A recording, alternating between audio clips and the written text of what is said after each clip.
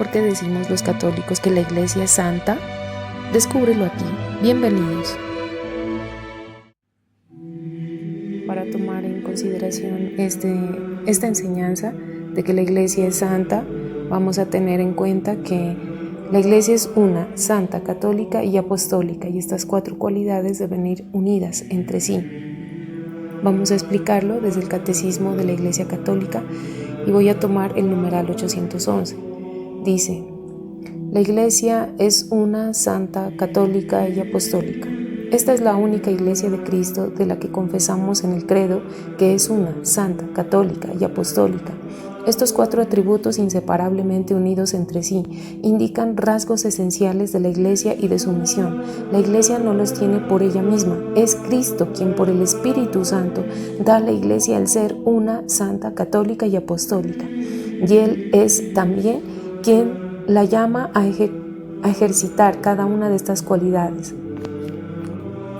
Solo la fe puede reconocer que la Iglesia posee estas propiedades por su origen divino, pero sus manifestaciones históricas son signos que hablan también con claridad a la razón humana. Recuerda el Concilio Vaticano I, la Iglesia por sí misma es un grande y perpetuo motivo de credibilidad y un testimonio irrefutable de su misión divina a causa de su admirable propagación, de su eximia santidad, de su inagotable fecundidad en toda clase de bienes, de su unidad universal y de su invicta estabilidad.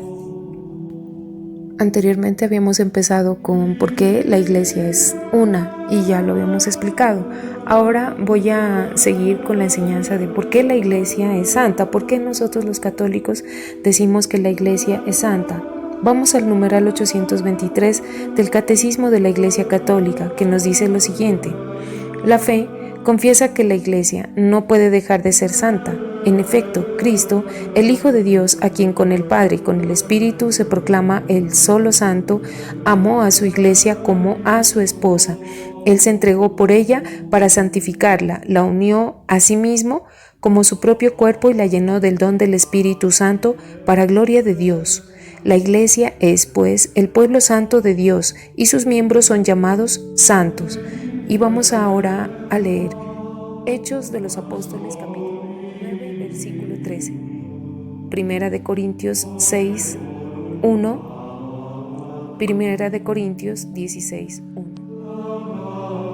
En Hechos de los Apóstoles, capítulo 9, versículo 13, encontramos a Ananías. Ananías era un discípulo del Señor que en una visión le dijo el Señor que vaya a la calle llamada Recta y que preguntara en casa de Judas por un tal Saulo de Tarso, y vas a imponerle las manos para que recobre la vista. Entonces Ananías le contestó, aquí en el versículo 13 le dice: Ananías contestó: Señor, he oído a muchos hablar de este individuo y del daño que ha hecho a tus santos en Jerusalén.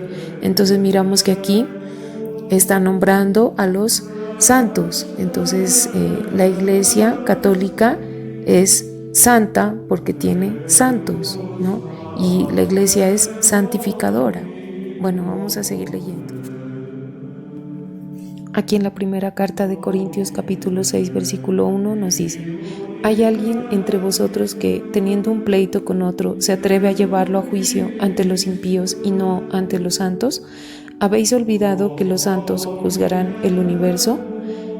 Entonces aquí el apóstol San Pablo les habla a los corintios de que el juicio entre ellos, entre nosotros los católicos, debería ser entre los mismos católicos y no ante los impíos.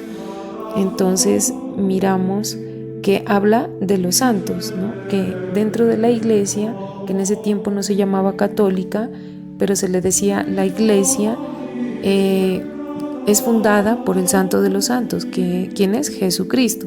Y si Él es santo, pues la Iglesia que Él funda es santa. Solamente que más adelante explicaremos mejor esta situación. Y aquí en Primera de Corintios capítulo 16, versículo 1, dice: sobre la colecta en favor de los santos, haced vosotros lo mismo que ordené a las iglesias de Galacia. que cada uno de vosotros aparte el primer día de la semana lo que haya podido ahorrar y que lo guarde. De este modo no habrá que hacer colectas cuando yo vaya. Entonces aquí habla también de la colecta que se hace para los santos, o sea, para los que estaban con necesidad. Recordemos que la iglesia siempre ha hecho obras de caridad inmensas y siempre mira por los pobres, por los más necesitados. Aunque nos calumnien, aunque calumnien a nuestra iglesia, los de las sectas, los ateos, los gnósticos, todos los que están en contra de Dios, siempre a través de la historia han calumniado a la iglesia, diciendo que porque, por ejemplo, el Papa tiene unos lujos allá en el Vaticano y que el Vaticano lleno de oro y cosas pues muy suntuosas, entre comillas, pero recordemos, por ejemplo, lo que dice el santo cura de Ars, San Juan María Vianney. Una vez una señora le quiso regalar un alba, uno de los atuendos litúrgicos para él, para el sacerdote, y esa alba parecía que había sido usada o no sé, pertenecía a otro sacerdote o no sé, y ella se la entregó al santo y el santo cogió y se la devolvió. Le dijo: no, muchas gracias, le dijo, porque si usted le quiere regalar algo a Dios, dele lo mejor, porque a Dios se le da lo mejor de lo mejor, le dijo el santo a esta señora. Y no es que el santo cura de Ars era un hombre que le gustaba usar los atuendos litúrgicos por aparentar, por ser no sé, lo más rico, lo más fino, no por apariencias, sino como él lo dice, porque a Dios se le da lo mejor de lo mejor, porque Él es el santo de Dios, porque Él es Dios y a Dios se le merece dar todo lo mejor. Nosotros, ¿qué podemos dar? Hay por ahí un salmo que dice: ¿qué templo me podrás construir a mí para reposar mis pies? Si tú no tienes cómo construirme a mí, que soy el creador de todo, ¿no? El todopoderoso. Pero dentro de lo poco o mucho que le podamos dar aquí en la tierra, tenemos que darle lo mejor. Numeral 824 del Catecismo de la Iglesia Católica. La Iglesia unida a Cristo está santificada por Él y con Él. Ella también ha sido hecha santificadora. Todas las obras de la Iglesia se esfuerzan en conseguir la santificación de los hombres en Cristo y la glorificación de Dios. En la Iglesia es en donde está depositada la plenitud total de los medios de salvación. Es en ella donde conseguimos la santidad por la gracia de Dios. En el numeral 825, la Iglesia, en efecto, ya en la tierra se caracteriza por una verdadera santidad, aunque todavía imperfecta. En sus miembros la santidad perfecta está todavía por alcanzar. Todos los cristianos de cualquier estado o condición están llamados cada uno por su propio camino a la perfección de la santidad, cuyo modelo es el mismo Padre. La caridad es el alma de la santidad a la que todos están llamados, dirige todos los medios de santificación, los informa y los lleva a su fin. Comprendí que si la Iglesia tenía un cuerpo compuesto por diferentes miembros, el más necesario, el más noble de todos no le faltaba. Comprendí que la Iglesia tenía un corazón, que este corazón estaba ardiendo de amor. Comprendí que el amor solo hacía obrar a los miembros de la Iglesia, que si el amor llegara a apagarse, los apóstoles ya no anunciarían el Evangelio, los mártires rehusarían verter su sangre. Comprendí que el amor encerraba todas las vocaciones, que el amor era todo, que abarcaba todos los tiempos y todos los lugares, en una palabra, que es eterno. Santa Teresa del Niño Jesús. Numeral 827. Mientras que Cristo, santo, inocente, sin mancha, no conoció el pecado, sino que vino solamente a expiar los pecados del pueblo, la Iglesia, abrazando en su seno a los pecadores, es a la vez santa y siempre necesitada de purificación, y busca sin cesar la conversión y la renovación. Todos los miembros de la Iglesia, incluso sus ministros, deben reconocerse pecadores. Lo encontramos en Primera de Juan, capítulo 1, versículo 8 al 10.